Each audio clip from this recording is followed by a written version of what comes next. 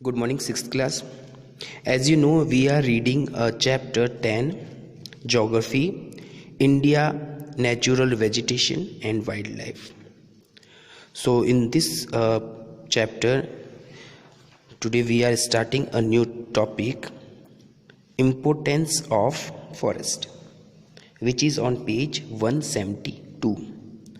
So, student, इससे previous जो हमारा कंटेंट था उसमें हमने टाइप्स ऑफ फॉरेस्ट के बारे में डिस्कस किया।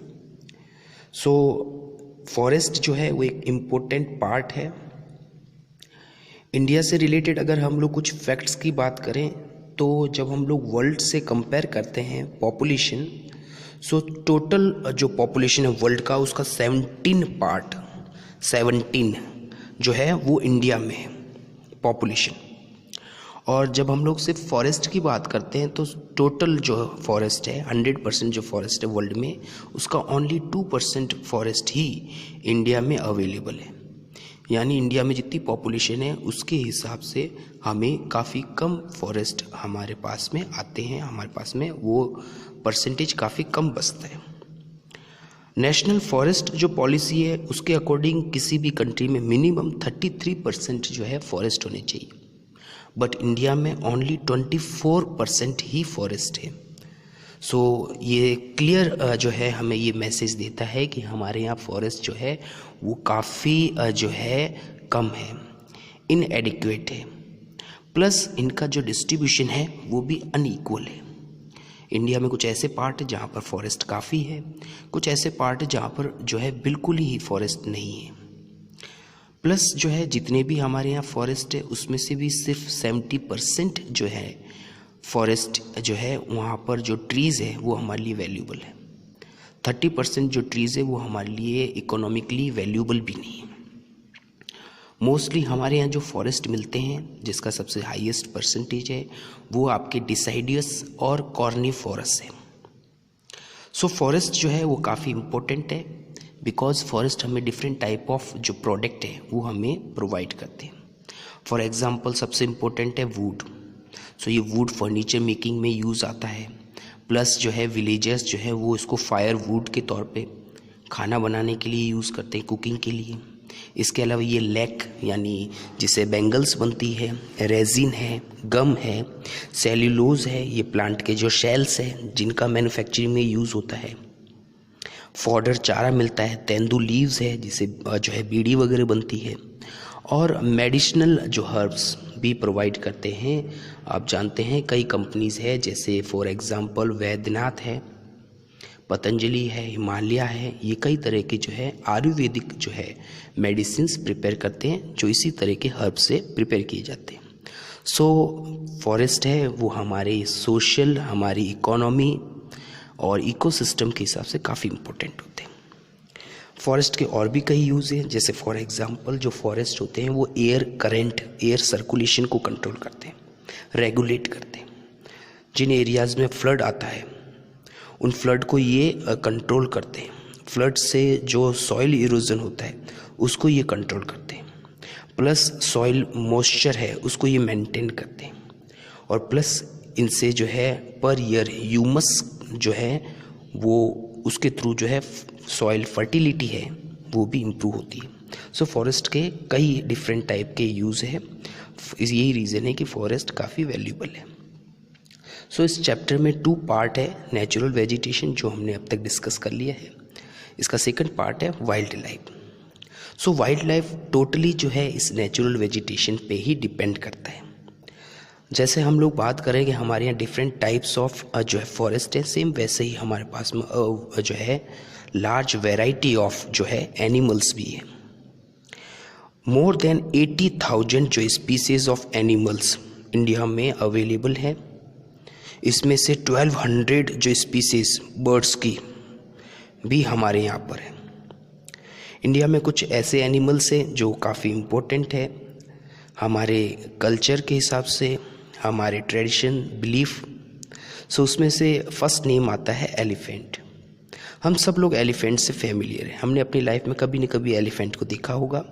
सो एलिफेंट एक मैजेस्टिक एनिमल है। यही रीज़न है कि जो है रॉयल जो फैमिलीज थी एंशिएंट टाइम में वो एलिफेंट को ही अपने जो है सवारी के तौर पे यूज़ करती थी। इवन आर्मी में भी इसका यूज़ होता था।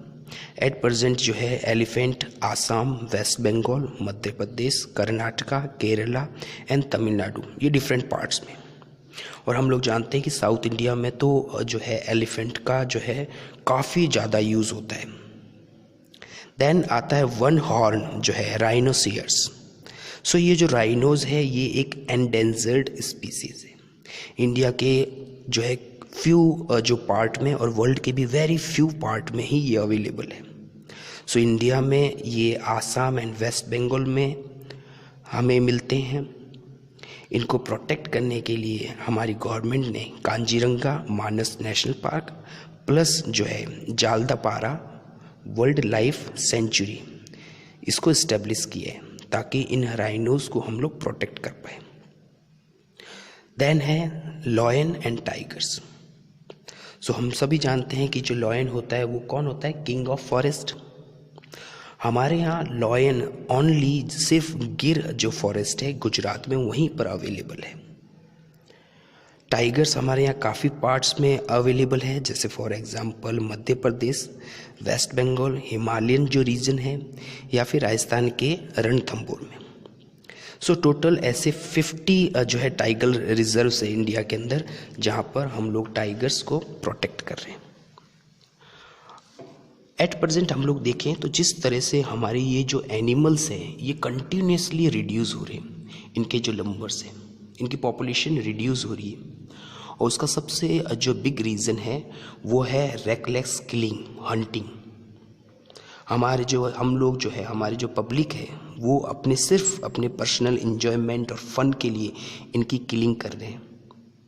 और यही रीज़न है कि हमें इस पर एक सीरियस स्टेप लेना होगा, हमें इनको प्रोटेक्ट करना होगा, क्योंकि ये हमारे एनिमल्स और हमारे जो बर्ड्स है ये हमारे नेशनल हेरिटेज है।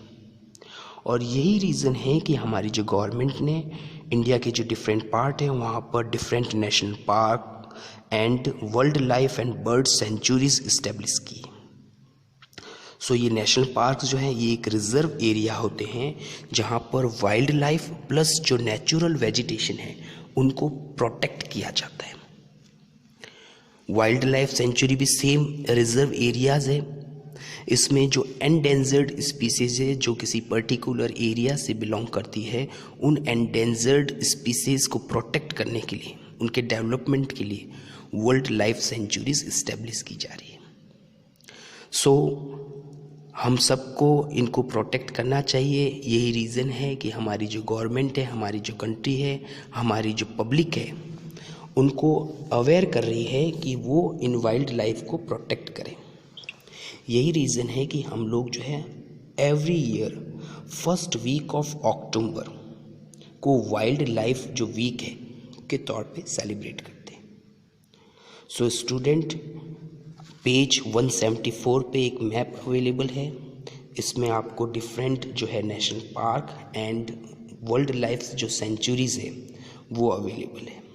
आप उसकी डिस्कस कर लेना, उसकी एक सेल्फ रीडिंग कर लेना। आज के कंटेंट में हम लोग जो है आपको शॉर्ट जो क्वेश्चंस हैं वो भी आपको सेंड कर रहे हैं। सो प्लीज़ उसको भी अपने नोटबुक में आप जो है नोट कर लेना। Thank you.